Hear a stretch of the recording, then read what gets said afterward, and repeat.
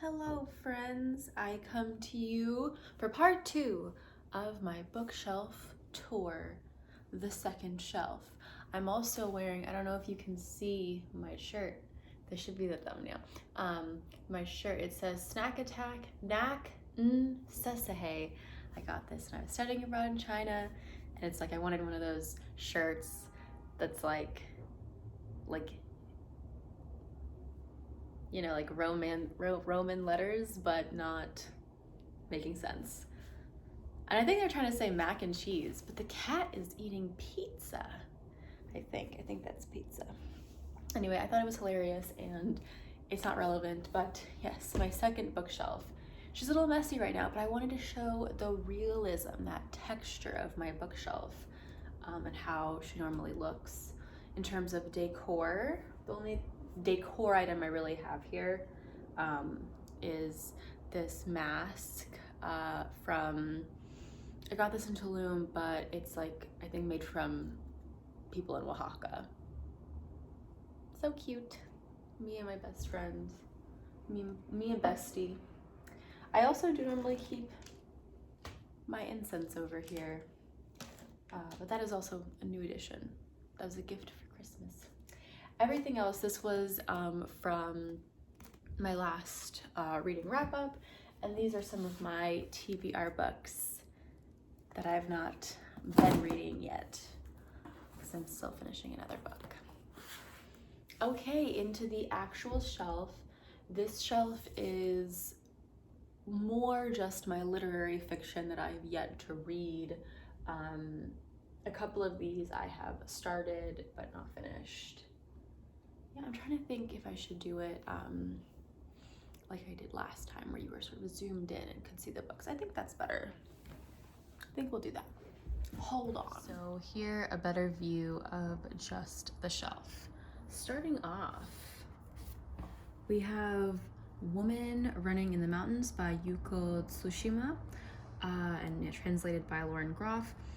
She's I believe the daughter of Osamu Dazai, if I'm not mistaken.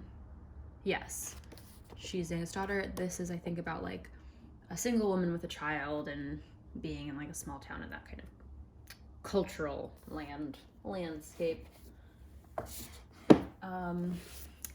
Next is John from the Mountain of the Whale. From the Mountain of the, oh my gosh, I'm so bad at this. From the Mouth of the Whale by John. Yep.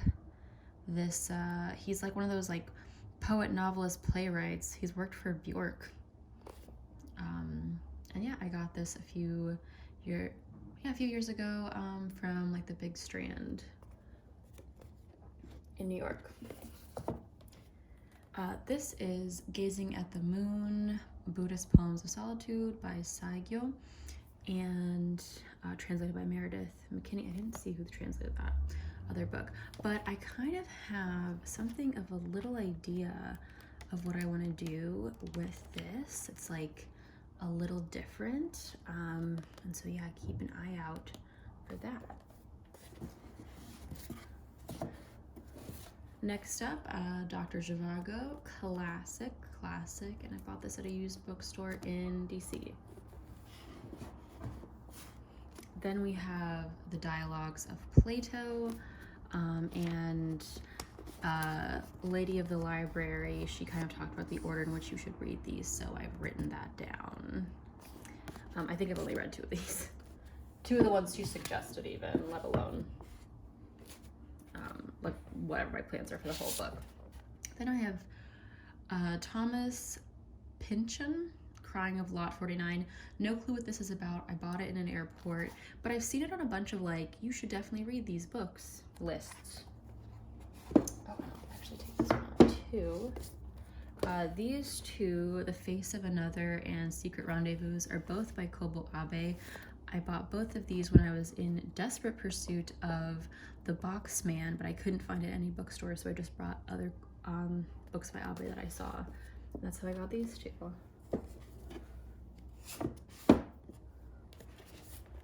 Next, Walt Whitman, Leaves of Grass.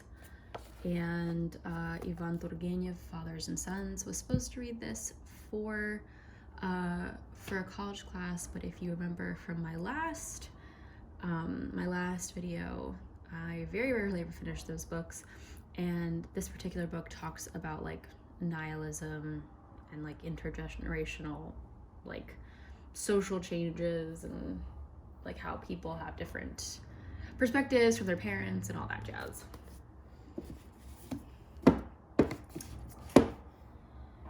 Then The Master and Margarita by Bulgakov. I've like started and stopped this so many times. I think it's really hard for me to get into it because I don't know anything about like Pontius Pilate. Like that means nothing to me. So whenever I get to those chapters, I'm like, why am I here? But yeah, like absolutely will get to reading about this cat.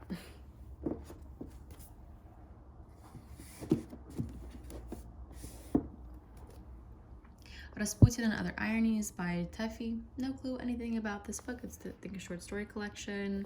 And there's a little spot on there that makes me sad. I got this because of Lady of the Library / Chinzia Dubois. She inspired me. A friend, I don't know if she gave or lent this to me. I'm gonna have to check with her. It's called The Rosie Project by Graham Simpson? I don't know. From what I understand, this is like a love story, and she understands it's a love story, and I don't really like those, so I've definitely been putting this off, and probably will.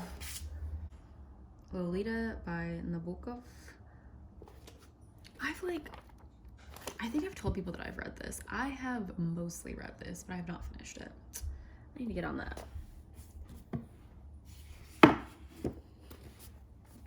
Neil Gaiman, American Gods. I've actually read this before, and then I gave my copy to someone, which I don't expect to get them back. Unless it's a couple people I know are gonna give them back, some people I know aren't. But yeah, so I got another copy because I wanna reread this. I feel like you see this everywhere on Book Talk for like people who read Japanese stuff. There's No Such Thing as an Easy Job by Kikuko Tsumura. Yeah, it kind of gives me, like, based on the back of the book, like vaguely convenience store woman vibes. I feel like that's a lot of what is appreciated in the West from Japanese lit. We like the kind of person who doesn't fit in and feels like they're an outsider. Like that's what we kind of gravitate towards from Japanese contemporary lit.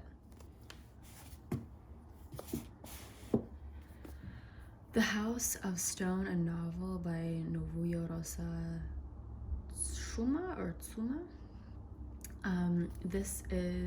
I picked this up at a bookstore in Duck, North Carolina, and it's about like a boy who goes missing and this town kind of grappling with that and grappling with like this weird, I think like detective or like private investigator, and then also all of that while there is like political upheaval in Zimbabwe.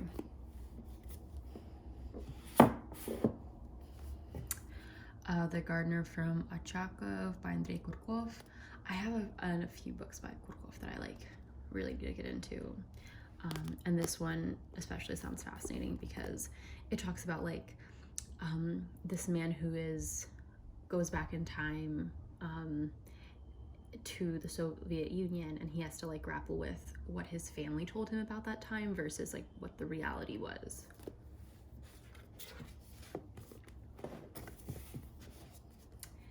James Baldwin, Go Tell It on the Mountain. And As I Lay Dying by Faulkner. I like took little notes and stuff, which I never do. I do not annotate, but I should. I'm gonna just get back into this.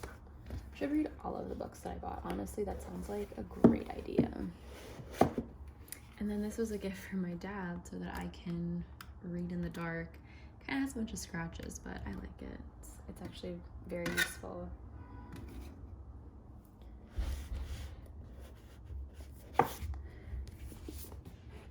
Here, Trust Exercise, Suzanne Choi. I have a lot of feelings about this book. I started reading it and I don't really like it very much. That's because it's currently talking about high schoolers. At some point, we're supposed to get into like these high schoolers as adults, but right now it's just high schoolers, and I do not really like reading about high schoolers. I also have a Super Sad True Love Story by Geri Steingart. I absolutely hate this book, and I think I'll give it one more time before I actually fully DNF it. It sucks.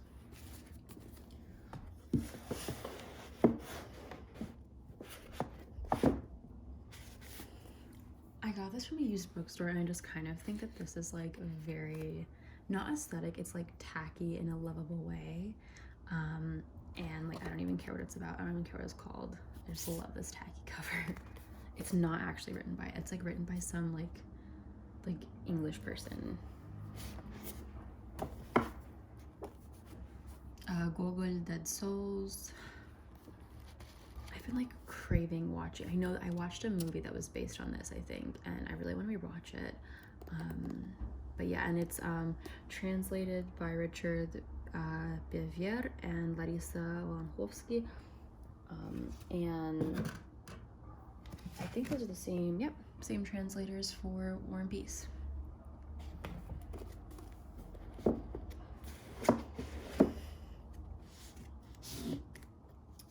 I've mentioned these three recently, or I definitely mentioned these two: Saha by Cho Nam-ju, The Only Good Indians by Stephen Graham Jones, and then I also recently purchased Things We Lost in the Fire by Mariana Enriquez. So yeah, these three are just new acquisitions. Oh, and actually, so is this one. Foxtales by Domenico Morimi. And yeah, this is like creepy stories. I love that cover. It's so neon.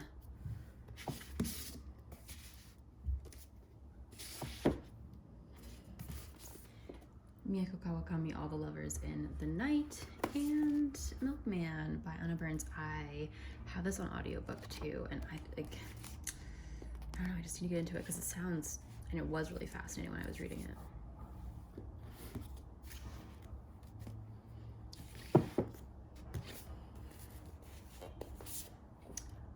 Awaiting by Ha Jing, I read In the Pond and I really liked that, so excited to see how this plays into it and if this is as kind of political satire as In the Pond was.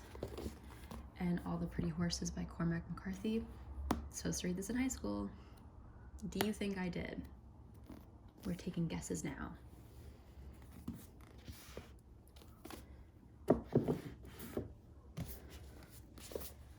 Latitudes of Longing by Shubhangi Swaroop. This looks really cool. Like the story just seems really interesting, and like a lot of different people who like their stories get woven together. And then A Door Behind a Door by Elena Moscovich. Yeah, I think this is about like,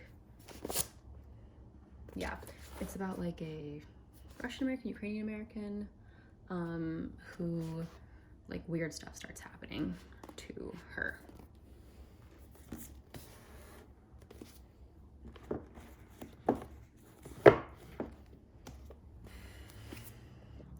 This is Siddhartha and the Dhammapada, and it's beautiful. And Scattered All Over the Earth by Yoko Tawada. So pretty. Isn't this just so gorgeous?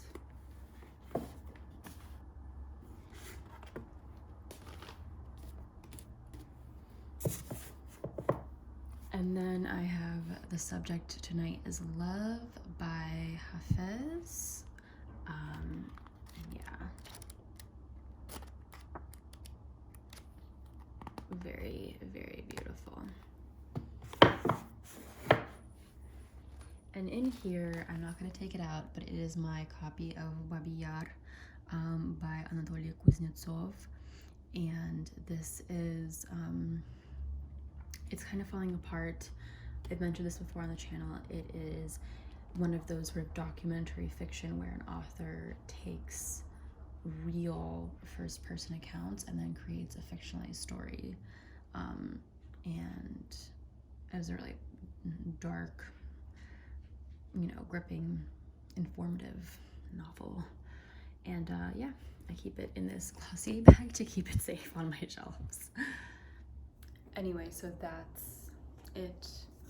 That is part 2, my second shelf on my little IKEA bookshelf. I hope you enjoyed this. Let me know if you have any of these books, what you think of the books if you have them. Yeah, and part 3 and part 4 will be coming at some point. Keep your expectations low. Thank you. Oh, and I'm still currently reading Purple Hibiscus, which is, I just need to finish that. It's so good. I just need to get through it. And I know I can. I started reading late at night, and when you go to bed at 2 a.m. a lot, that's bad for you. So, especially when you have work the next day. Like on the weekends, I don't care, but yeah. And also I started watching One Piece again, so I'll get to it. I will. I'll finish it soon.